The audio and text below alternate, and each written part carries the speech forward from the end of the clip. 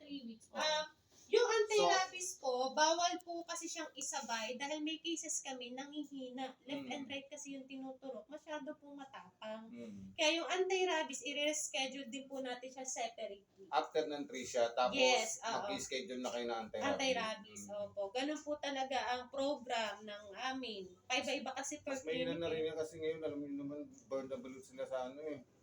Prone sila sa ano, iba yung ano nila sa sakit pag tinamaan sila. Oo, seryoso po. Ang bilis ng ano sa kanila. At sir, laki po nagkagastusin nyo. Mm. Kuya Michael, mukhang alam niya, oh. Tabi. Tumarap sa akin eh. Pero hindi naman na ano yan. Pahawak na lang ako ng konti. Ganito po talaga restraining namin. Ayan. Ayan na, Loki. At least may 4-in-1 ka na. Ayan. Oh.